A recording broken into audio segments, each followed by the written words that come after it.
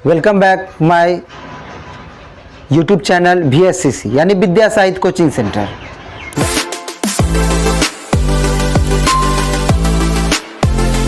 और मैं रामनाथ कुमार आज आप लोग के लिए कुछ नया क्वेश्चन लेके आया हूँ। इस तरह का इसी पैटर्न पर बहुत सारा सवाल बताएंगे आज, जो आपको कोई भी कंपटीशन, चाहे रेलवे, बैंकिंग, SSC, कोई भी कंपटीशन एग्जाम में पूछा जाता है। ठीक है, और ये देखते ही तुरंत बन जाएगा। ठीक है, तो ध्यान से देखिए, कहीं जाइएगा नहीं, पूरा देखिए।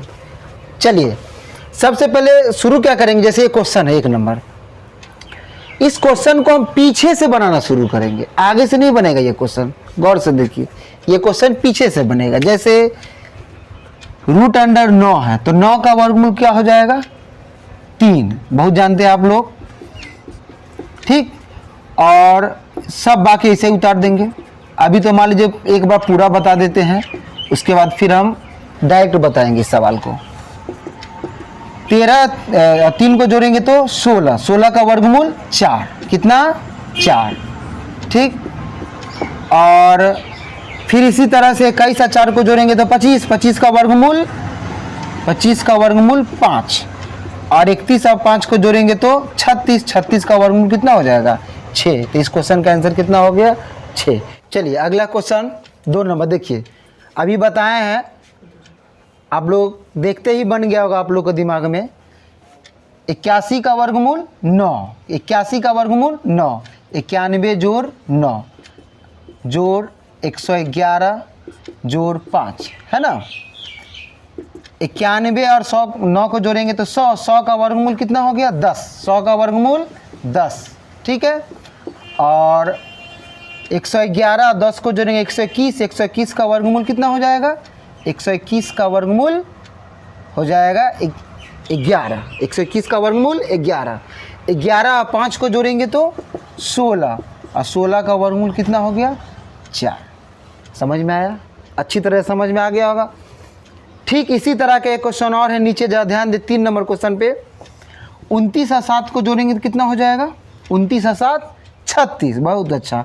36 का वर्गमूल कितना हो जाएगा? 36 का वर्गमूल 6, 36 का वर्गमूल 6।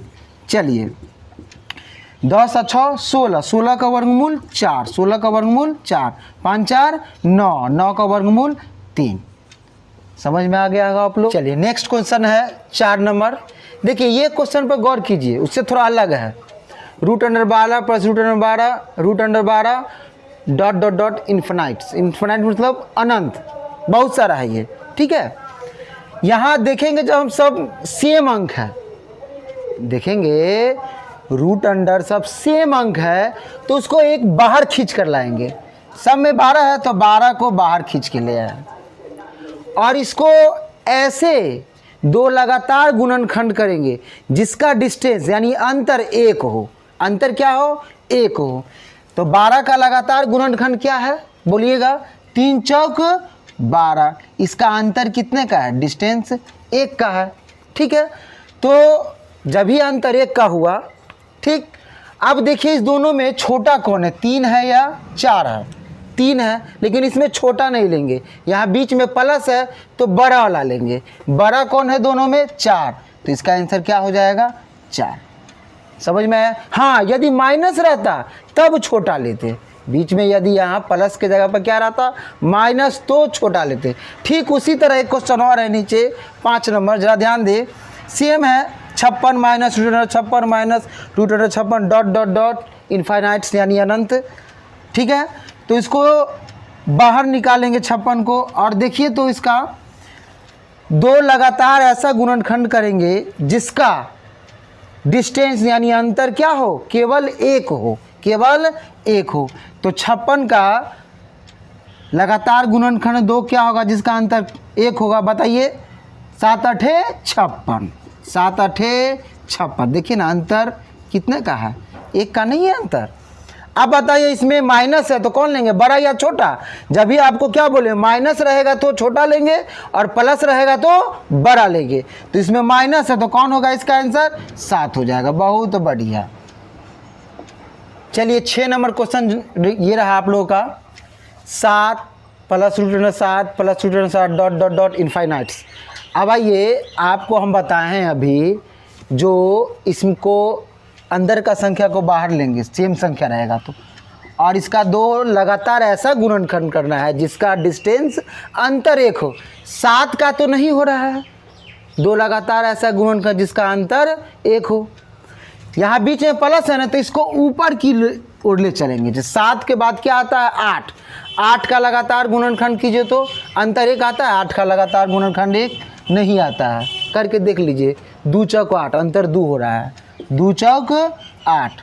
फिर आगे 9 चलेंगे तो 9 का तो होगा ही नहीं, 3 3 9।